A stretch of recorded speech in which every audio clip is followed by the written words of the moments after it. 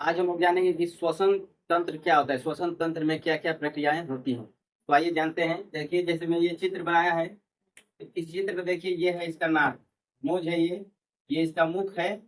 और ये जो है, यहाँ से देखिए, यहाँ सांस हम लोग कहाँ कहाँ से लेते हैं, सांस लेते हैं एक तो ये नाक से लेते हैं सांस, और ये मुख से भी सांस लिया जाता है। ठीक है। तो जहां पर ये दोनों सांस जो है, यहाँ से भी सांस ले रहे हैं, तो जहां पर इन दोनों का मेल होता है, जहां पे ये दोनों मिलती हैं, मुख वाला भी और नाक वाला भी, उसको बोलते हैं ग्रसनी। उसको क्या बोलते हैं? ग्रसनी बोलते हैं। जहाँ पे इन दोनों का मेल होता है, जैसे मुख से भी सांस लिया जाता है और नाक से भी सांस लिया जाता है, ये ग्रसनी कहलाता है। ग्रसनी के नीचे होता है कंठ। कंठ किसे कहते हैं?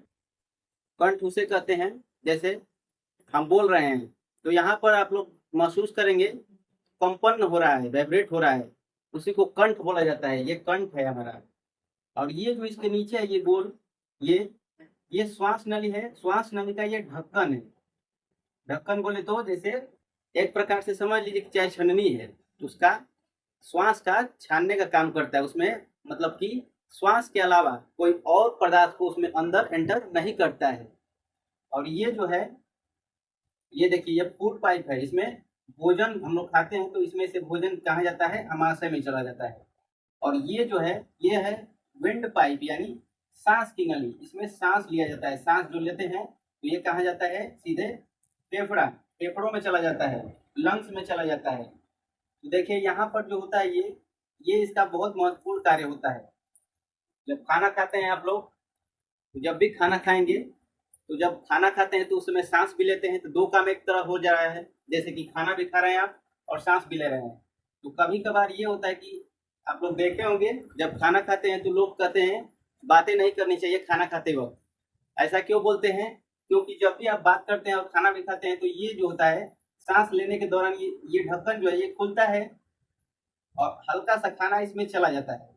और जब भी इसमें खाना प्रवेश करेगा, वो आएगा आपको, या तो खांसी आएगी या तो हिचकी बढ़ेगा। हिचकी क्यों बढ़ता है? ये खाना जब आता है इधर इधर आता है, तो जब भी ये फेफड़े में जाएगा तो फेफड़ा उसको फिर से रिटर्न कर देगा, वापस कर देगा, क्योंकि ये सिर्फ O2 को ग्रहण करता है और CO2 को ये बाहर निकालता है। अब इसमें खाना आएगा तो ये क्या करेगा? इसको फिर से वापस जाने को कहेगा, तो ये यहाँ पे आएगा और ये ढक्कन बंद रहेगा तो फिर से वापस आएगा। ये वही हिचकी होता है, जो हिचकी आपको बार बार आता है। तो इसीलिए आप लोग जब भी खाना खाएं, तो आप लोग बातें ना करें, चुपचाप खाना खाएं। तो ये तो हो गई इस ढक्कन की बात। तो यहाँ से खाना अंदर चला जाता है, इसलिए हिचकी आता है। और ये जो होता है, इसमें खाना जाता है। खाना कहाँ जाता है? आमाशय में जाता है। फेफड़े का काम क्या होता है?